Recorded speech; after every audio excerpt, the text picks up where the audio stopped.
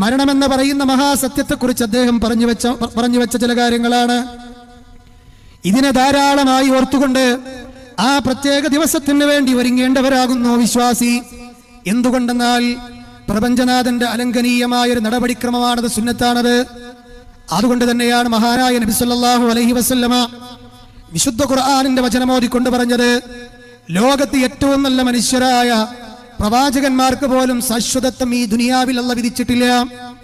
ആ പ്രവാചകന്മാരിൽ തന്നെ ഏറ്റവും ശ്രേഷ്ഠനാണ് മുഹമ്മദ് മുസ്തഫ സല്ലല്ലാഹു അലൈഹി വസല്ലമ. ആ ഹബീബായ പ്രവാചകന് പോലും ശാശ്വതമായ ജീവിതം നൽകിയില്ലല്ലോ.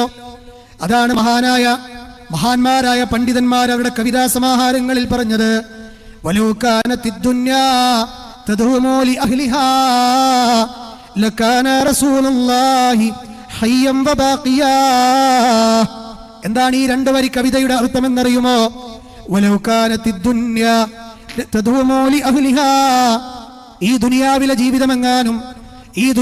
ജീവിതമെങ്ങാനും മനുഷ്യർക്ക് ആർക്കെങ്കിലും ശാശ്വതമായ ജീവിതം നൽകുമായിരുന്നുവെങ്കിൽ ലകാന റസൂലുള്ളാഹി ഹയ്യം വബാഖിയാ, ലോകത്തെ ഏറ്റവും നല്ല മനുഷ്യനായ റസൂലുള്ളാഹി സ്വല്ലല്ലാഹു അലൈഹി വസല്ലമക്ക് അല്ലാഹു നൽകുമായിരുന്നു. പക്ഷേ ഖുർആൻ പറഞ്ഞത് എന്താണെന്നറിയുമോ?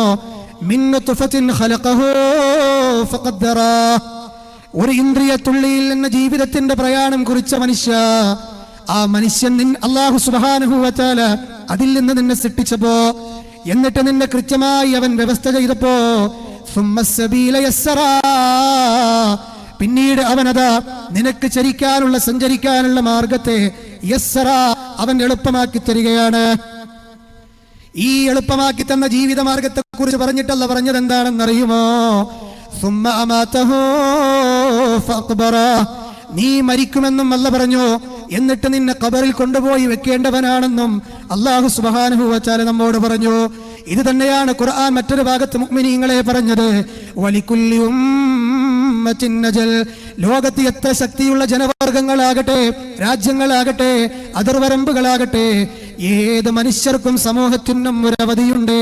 ഫഇദാ ജാഅ അജലുഹും, ഏത് മനുഷ്യർക്കും അവരുടേതായ അവധികൾ വന്നെത്തിയാൽ ലാ യസ്തഖിറൂന സഅ വലാ യസ്തഖ്ദിമൂൻ,